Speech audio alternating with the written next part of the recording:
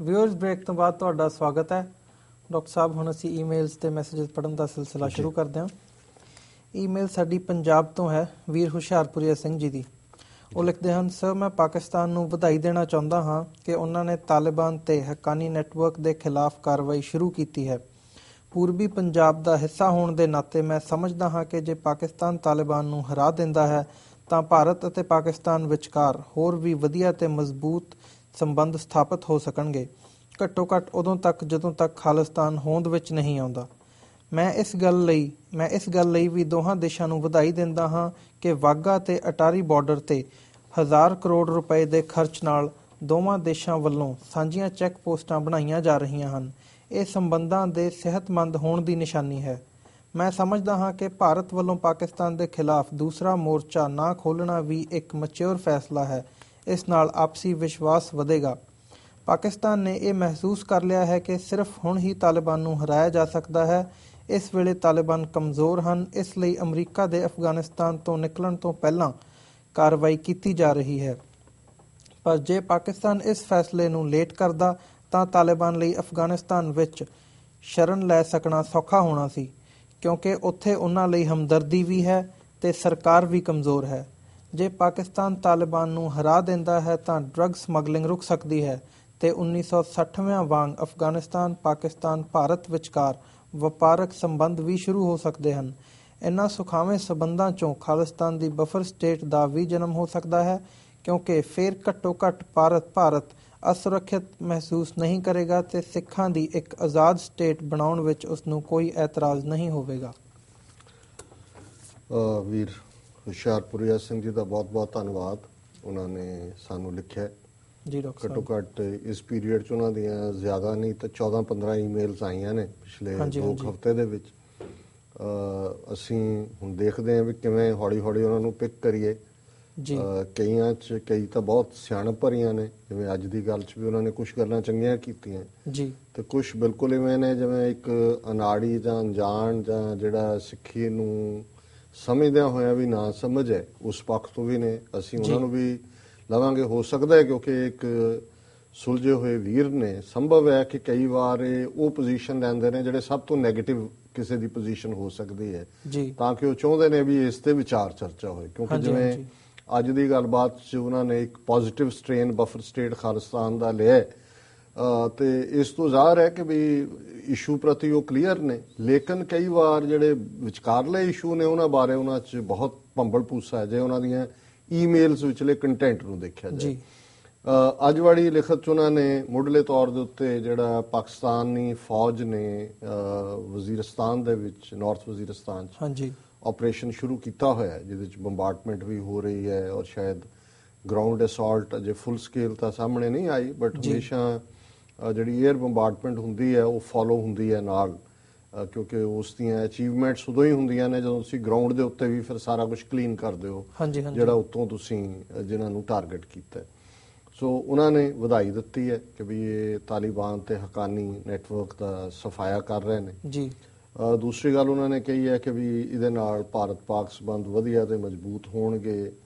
Wagah Attari border ਤੇ 1000 ਕਰੋੜ ਰੁਪਏ ਦੀ ਸਾਂਝੀਆਂ ਚੈੱਕ ਪੋਸਟਾਂ ਬਣ ਰਹੀਆਂ, ਆਲਰੇਡੀ ਇਹ ਬੜਾ ਪੋਜ਼ਿਟਿਵ ਸਾਈਨ ਹੈ। ਤਾਂ ਉਹਨਾਂ ਨੇ ਕਿਹਾ ਜੀ ਭਾਰਤ ਨੇ ਵੀ ਬੜੀ ਸਿਆਣਪ ਕੀਤੀ ਹੈ ਕਿ ਉਹਨਾਂ ਨੇ ਦੂਸਰਾ ਮੋਰਚਾ ਜਿਹੜਾ ਸੈਕੰਡ ਫਰੰਟ ਨਹੀਂ ਖੋਲ੍ਹਿਆ ਪਾਕਿਸਤਾਨ ਦੇ ਖਿਲਾਫ। ਔਰ ਫਿਰ ਉਹਨਾਂ ਨੇ ਟਾਈਮਿੰਗ ਦੀ ਗੱਲ ਕੀਤੀ ਹੈ ਕਿ ਜੇ ਅਮਰੀਕਾ ਦੇ ਜਾਣ ਤੋਂ ਬਾਅਦ ਕਰਦੇ ਤਾਂ ਤਾਲਿਬਾਨ ਨੂੰ ਸ਼ਰਨ ਮਿਲ ਜਾਣੀ ਸੀ। ਅਫਗਾਨਿਸਤਾਨ 'ਚ ਉਹਨਾਂ ਦੀ ਜਿਹੜੀ ਹੈ ਉਹਨਾਂ ਲਈ ਐਡਮੀਰੇਸ਼ਨ ਹੈ। ਫਿਰ ਉਹਨਾਂ ਨੇ ਕਿਹਾ ਕਿ ਡਰੱਗ ਸਮਗਲਿੰਗ ਨੂੰ ਚੈੱਕ ਕਰੇਗਾ, 1960 ਵਾਂਗ ਵਪਾਰ ਖੁੱਲ੍ਹ ਸਕਦਾ। ਔਰ ਅਖੀਰ ਦੇ ਵਿੱਚ ਉਹਨਾਂ ਨੇ ਕਿਹਾ ਕਿ ਇੰਡੀਆ ਜਿਹੜਾ ਅਲਟੀਮੇਟਲੀ ਜਿਹੜਾ ਇਨਸਿਕਿਉਰ ਹੁੰਦਾ ਜਦੋਂ ਅਸੀਂ ਖਾਲਿਸਤਾਨ ਦੀ ਗੱਲ ਕਰਦੇ ਹਾਂ, ਫਿਰ ਭਾਰਤ ਵੀ ਇਸ ਗੱਲ ਦੀ ਪਰਮਿਸ਼ਨ ਦੇ ਦੇਗਾ ਕਿ ਵੀ ਜਿਹੜੀ ਆਟੋਨੋਮਸ 6 ਸਟੇਟ ਇਹਨਾਂ ਦੋਵਾਂ ਦੇ ਵਿਚਾਲੇ ਬਣ ਜਾਏ। ਹੁਣ ਇਹਦੇ 'ਚ ਕੋਈ ਸ਼ੱਕ ਨਹੀਂ ਹੈ ਕਿ ਤਾਲਿਬਾਨ ਦੇ ਖਿਲਾਫ, ਕਿਉਂਕਿ ਹੁਣ ਇਹਦੇ 'ਚ ਥੋੜ੍ਹਾ ਜਿਹਾ ਜਿਹੜੀ ਗੱਲ ਤੋਂ ਸ਼ਾਇਦ ਇਹ ਵੀ ਅਜੇ ਕਿਉਂਕਿ ਬਹੁਤ ਯੰਗ ਨੇ, ਫੈਕਟਸ ਨੂੰ ਜਾਂ ਨਾਨ ਫੈਕਟਸ ਨੂੰ ਇਵੇਂ ਹੀ ਦੇਖਦੇ ਨੇ ਜਿਵੇਂ ਇਹਨਾਂ ਨੂੰ ਪੜ੍ਹਨ ਨੂੰ ਮਿਲਦੇ ਨੇ। ਹੁਣ ਇਹਨਾਂ ਦਾ ਇਹ ਕਹਿਣਾ ਕਿ ਭਾਰਤ ਨੇ ਸੈਕੰਡ ਫਰੰਟ ਨਹੀਂ ਖੋਲ੍ਹਿਆ, ਮੈਨੂੰ ਨਹੀਂ ਪਤਾ ਹੈ ਵੀ ਇਸ ਦਾ ਕੀ ਮਤਲਬ ਹੈ, ਪਰ ਮੈਨੂੰ ਇਸ ਗੱਲ ਬਾਰੇ ਕੋਈ ਭੁਲੇਖਾ ਨਹੀਂ ਹੈ ਕਿ ਭਾਰਤ ਦੀ ਜੋ ਵੀ ਅੱਜ ਪਾਕਿਸਤਾਨ 'ਚ ਹੋ ਰਿਹਾ ਹੈ ਹਿੰਸਾ ਦੇ ਹਵਾਲੇ ਨਾਲ, ਉਹਦੇ 'ਚ ਪੂਰੀ ਮਿਲੀ ਭੁਗਤ ਹੈ। ਉਹਦੇ 'ਚ ਬਲੋਚਿਸਤਾਨ ਦਾ ਇਸ਼ੂ ਹੋਏ, ਬਲੋਚਿਸਤਾਨ ਦੇ ਵਿੱਚ ਹਥਿਆਰ ਹੋਣ, ਦੂਸਰਾ ਹੋਏ ਉਹਦੇ 'ਚ ਉਹਨਾਂ ਦਾ ਰੋਲ ਹੈ। ਹਾਂਜੀ। ਫਿਰ ਇਹਨਾਂ ਨੇ ਜਦੋਂ ਸਬੰਧ ਸੁਖਾਵੇਂ ਹੋਣ ਤੋਂ ਬਾਅਦ ਡਰੱਗ ਸਮਗਲਿੰਗ ਰੋਕਣ ਦੀ ਗੱਲ ਕੀਤੀ ਹੈ। ਹਾਂਜੀ। ਆਲਰੇਡੀ ਇੱਕ ਵੀਰ ਨੇ ਲਿਖਿਆ ਸੀ ਕਿ ਕਿਵੇਂ ਜਿਹੜੇ ਭਾਰਤ ਦੇ ਕੌਂਸੂਲੇਟ ਅਫਗਾਨਿਸਤਾਨ 'ਚ ਖੁੱਲੇ ਨੇ, ਜਿੱਥੇ ਕੋਈ ਟੂਰਿਜ਼ਮ ਲਈ ਨਹੀਂ ਜਾਂਦਾ, ਪਰ ਉਹ ਉਸ ਬਾਰਡਰ ਦੇ ਨਾਲ ਨੇ ਪਾਕਿਸਤਾਨ ਦਾ ਜਿਹੜਾ ਵਾਇਆ ਬਲੋਚਿਸਤਾਨ ਹੈ, ਕਿ ਡਰੱਗ ਰਾਊਟ ਤਾਂ ਉੱਥੇ ਹੀ ਡਰੱਗ ਹੁੰਦੀ ਹੈ ਅਫਗਾਨਿਸਤਾਨ 'ਚ। ਦੁਨੀਆ ਦੀ 90% ਡਰੱਗਸ ਉੱਥੇ ਹੀ ਓਰੀਜੀਨੇਟ ਹੁੰਦੀਆਂ ਨੇ। ਸੋ ਜਿਹੜੀਆਂ ਪੰਜਾਬ ਦੇ ਵਿੱਚ ਡਰੱਗਸ ਆ ਰਹੀਆਂ ਨੇ ਉਹ ਕੋਈ ਪਾਕਿਸਤਾਨ ਦੇ ਬਾਰਡਰ ਤੋਂ ਤਾਂ ਨਹੀਂ ਆ ਰਹੀਆਂ। ਜੇ ਆ ਰਹੀਆਂ ਹੁੰਦੀਆਂ ਪੰਜਾਬ ਵਾਲੇ ਪਾਸਿਓਂ ਤੇ ਫਿਰ ਜਿਹੜਾ ਪਾਕਿਸਤਾਨੀ ਪੰਜਾਬ ਦਾ ਇਹ ਹਿੱਸਾ ਸਾਰਾ ਡਰੱਗ ਹੀ ਹੋਣਾ ਚਾਹੀਦਾ ਸੀ, ਕਿਉਂਕਿ ਜਿੱਥੇ ਵੀ ਡਰੱਗਸ ਹੁੰਦੀਆਂ ਉਹਦਾ ਜੋ ਪੰਜਾਬ ਦੇ ਅੰਮ੍ਰਿਤਸਰ ਗੁਰਦਾਸਪੁਰ ਜ਼ਿਲ੍ਹੇ ਦਾ ਹਾਲ ਇਸ ਲਈ ਹੈ ਕਿ ਉੱਥੇ ਡਿਸਟ੍ਰੀਬਿਊਸ਼ਨ ਹੈ, ਔਰ ਉਹ ਵਿਕਰਮ ਮਜੀਠੀਆ ਕਰਦਾ ਹੈ, ਜਗਦੀਸ਼ ਭੋਲਾ ਕਰਦਾ ਹੈ, ਸਵਰਨ ਸਿੰਘ ਫਲੌਰ ਦਾ ਮੁੰਡਾ ਕਰਦਾ ਹੈ, ਕੋਈ ਕਰਦਾ। ਇਹ ਤਾਂ ਗ੍ਰੀਡੀ ਪਿਗ ਨੇ, ਇਹ ਤਾਂ ਸੂਰ ਨੇ, ਲਾਲਚੀ, ਇਹਨਾਂ ਨੇ ਤਾਂ ਲੈਣਾ। ਪਰ ਓਰੀਜਿਨੇਟ ਉੱਥੋਂ ਹੁੰਦੀਆਂ ਨੇ ਔਰ ਸਮਗਲ ਇੰਡੀਅਨ ਏਜੰਸੀਆਂ ਦੀ ਮਦਦ ਨਾਲ ਹੁੰਦੀਆਂ ਨੇ। ਸੋ ਉਹਦਾ ਭਾਰਤ ਪਾਕਿਸਤਾਨ ਸਬੰਧਾਂ ਦੇ ਸੁਖਾਵੇਂ ਹੋਣ ਨਾਲ ਕੋਈ ਤਾਲੁਕ ਨਹੀਂ ਹੈ। ਦੂਸਰੀ ਗੱਲ ਜਿਹੜੀ ਵਾਇਲੈਂਸ ਹੈ, ਹੁਣ ਅੱਜ ਵੀ ਅਨਫੋਰਚੂਨੇਟਲੀ ਇਸਲਾਮਾਬਾਦ ਦੇ ਵਿੱਚ ਇੱਕ ਕੋਰਟ ਦੇ ਵਿੱਚ ਬੰਬ ਧਮਾਕਾ, 12-13 ਮਰ ਗਏ, ਜਿਨ੍ਹਾਂ 'ਚ ਜੱਜ ਵੀ ਸ਼ਾਮਲ ਹੈ। ਕਿਉਂਕਿ ਅਜੇ ਇੱਕ ਦਿਨ ਪਹਿਲਾਂ ਹੀ ਜਿਹੜਾ ਇੰਟੀਰੀਅਰ ਮਿਨਿਸਟਰ ਹੈ ਪਾਕਿਸਤਾਨ ਦਾ, ਸ਼ਾਇਦ ਨਿਸਾਰ ਚੌਧਰੀ, ਉਹ ਕਹਿ ਕੇ ਹਟਿਆ ਸੀ ਜੀ ਕਿ ਇਸਲਾਮਾਬਾਦ ਸਭ ਤੋਂ ਸੇਫ ਸ਼ਹਿਰ ਹੈ। ਸੋ ਇਸ ਤੋਂ ਇਹ ਜ਼ਾਹਰ ਹੈ ਕਿ ਵੀ ਭਾਵੇਂ ਉਹ ਨਾ ਤਾਲਿਬਾਨ ਦੇ ਥੱਲੇ ਹੋਏ, ਉਹਨਾਂ ਦੇਖੋ ਜਿਹੜੀਆਂ ਏਜੰਸੀਆਂ ਦਾ ਕੰਮ ਹੁੰਦਾ ਹੈ ਆਪਰੇਟ ਕਰਨ ਦਾ, ਇਹ ਤਾਂ ਨਹੀਂ ਹੁੰਦਾ ਹੁਣ ਜੇ ਕਸ਼ਮੀਰ ਸਿੰਘ ਜਾਂ ਸਰਬਜੀਤ ਸਿੰਘ ਜਾਂ ਇੱਦਾਂ ਦੇ ਜਿਹੜੇ ਬੰਦੇ ਇਹਨਾਂ ਨੇ ਭੇਜੇ, ਰਾਹ ਨੇ ਟ੍ਰੇਨਡ ਕਰਕੇ, ਉਹਨਾਂ ਤੋਂ ਸੁਨਨਤ ਵੀ ਕਰਕੇ ਭੇਜੀ ਤਾਂ ਉਹ ਨਮਾਜ਼ੀ ਬਣਾ ਕੇ ਭੇਜੇ। ਉਹ ਤਾਂ ਜਦੋਂ ਰਲਦੇ ਨੇ ਜਾਂ ਆਪਣੇ ਆਈਡੀਆਜ਼ ਦਿੰਦੇ ਨੇ ਉਹ ਤਾਂ ਐਵੇਂ ਹੀ। ਔਰ ਇਹ ਗੱਲ ਮੈਂ ਨਹੀਂ ਕਹਿ ਰਿਹਾ, ਕਸ਼ਮੀਰ ਸਿੰਘ ਨੇ ਕਹੀ, ਜਿਹੜਾ ਕਿ ਲਗਭਗ 35 ਸਾਲ ਬਾਅਦ ਸ਼ਾਇਦ ਦੁਨੀਆ ਦੀ ਹਿਸਟਰੀ ਦਾ ਸਭ ਤੋਂ ਲੰਬਾ ਵਕਤ ਇੰਪ੍ਰਿਜ਼ਨਡ ਪ੍ਰਿਜ਼ਨਰ ਹੋਇਆ। ਉਹ ਜਦੋਂ ਆਇਆ ਤੇ ਉਹਨੇ ਆ ਕੇ ਭੰਨਿਆ ਇਹਨਾਂ ਸਾਰਿਆਂ ਨੂੰ ਕਿ ਭਾਈ, ਉਹਨਾਂ ਨੇ ਕਿਹਾ ਵੀ ਤੁਹਾਡੇ ਲਈ ਤਾਂ ਅਸੀਂ ਧਰਮ ਵੀ ਗਵਾਇਆ। ਉਹਨੇ ਕਿਹਾ ਜੀ ਸੁਨਨਤ ਹੋਈ, ਅਸੀਂ 5 ਨਮਾਜ਼ੀ ਸੀ, ਇਸ ਤਰ੍ਹਾਂ ਅਸੀਂ ਬੜੇ ਸਿਸਟਮ ਦੇ ਵਿੱਚ।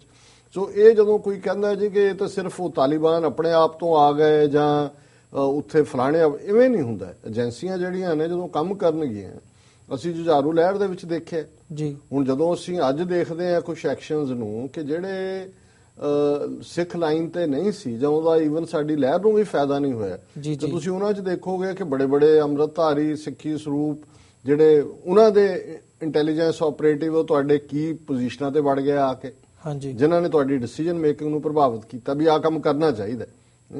ਹੁਣ ਕਿਉਂ? ਔਰ ਉਹਨੂੰ ਸਾਬਤ ਕਰਨ ਦੇ ਲਈ ਉਹਨਾਂ ਨੇ ਖੁਦ ਵੀ ਪਹਿਲਾਂ ਕਾਰਵਾਈਆਂ ਕਰਕੇ ਦੱਸਿਆ ਕਿ ਜੀ ਉਹ ਬਹਾਦਰ ਵੀ ਨੇ ਔਰ ਉਹ ਜਿਹੜੇ ਨੇ ਉਹ ਕਾਜ਼ ਦੇ ਪੱਖੋਂ ਪਿੱਛੇ ਨਹੀਂ ਹਟਦੇ। ਸੋ ਜਿਹੜੀਆਂ ਇੰਟਰਫੇਰੈਂਸਿਸ ਇਵੇਂ ਹੀ ਹੁੰਦੀਆਂ ਨੇ। ਸੋ ਪਾਕਿਸਤਾਨ ਨੇ ਜਿਹੜਾ ਐਕਸ਼ਨ ਲਿਆ ਜਾਂ ਲੈਣਾ ਬਣਦਾ ਸੀ, ਕਿਉਂਕਿ ਇਹ ਜਿਹੜਾ ਸੋ ਕਾਲਡ ਹੁਣ ਦੋ ਤਰ੍ਹਾਂ ਦੇ, ਔਰ ਇਹਦੇ 'ਚ ਇਹਨਾਂ ਨੂੰ ਕਨਫਿਊਜ਼ਨ ਹੈ, ਦੋ ਤਰ੍ਹਾਂ ਦੇ ਤਾਲਿਬਾਨ। ਇੱਕ ਤਾਂ ਅਫਗਾਨਿਸਤਾਨ ਦੇ ਨੇ ਮੁੱਲਾ ਉਮਰ, ਜਿਹੜੇ ਕਿ ਜੈਨੂਇਨ ਨੇ, ਉਹ ਲੜੇ ਅਮਰੀਕਾ ਜਾਂ ਨੈਟੋ ਦੀਆਂ ਫੌਜਾਂ ਨੂੰ ਬਾਹਰ ਕੱਢਣ ਲਈ, ਉਹ ਪੈਟਰੀਓਟਿਕ ਨੇ।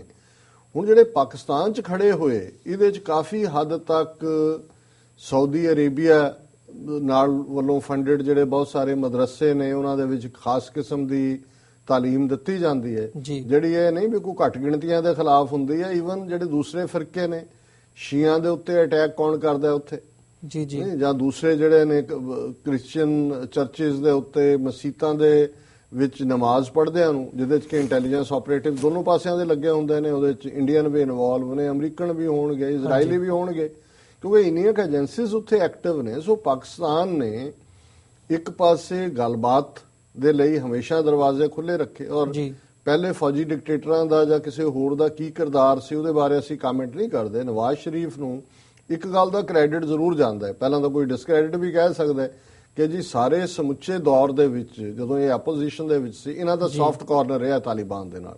ਸੋ ਇਹਨਾਂ ਨੂੰ ਇਹ ਲੱਗਦਾ ਸੀ ਵੀ ਜਦੋਂ ਅਸੀਂ ਪਾਵਰ 'ਚ ਆਵਾਂਗੇ, ਅਸੀਂ ਜੇ ਉਹਨਾਂ ਦੇ ਕੋਈ ਜੈਨੂਇਨ ਕੰਸਰਨ ਨੇ, Pakistan of course Islamic society ਹੈ, ਲਾਅ ਦੇ ਵਿੱਚ ਭਾਵੇਂ ਉਹਨਾਂ ਦਾ ਜਿਹੜਾ ਸਿਵਲ ਜੂਰਿਸਪ੍ਰੂਡੈਂਸ ਹੈ ਉਹਦੇ 'ਚ ਵੀ ਸ਼ਰੀਅਤ ਜਾਂ ਇਸਲਾਮ ਨੂੰ ਪ੍ਰੋਟੈਕਟ ਕੀਤਾ ਹੋਇਆ, ਡਾਇਰੈਕਟਲੀ ਸਾਊਦੀ ਅਰੇਬੀਆ ਵਾਂਗ ਨਾ ਵੀ ਹੋਏ।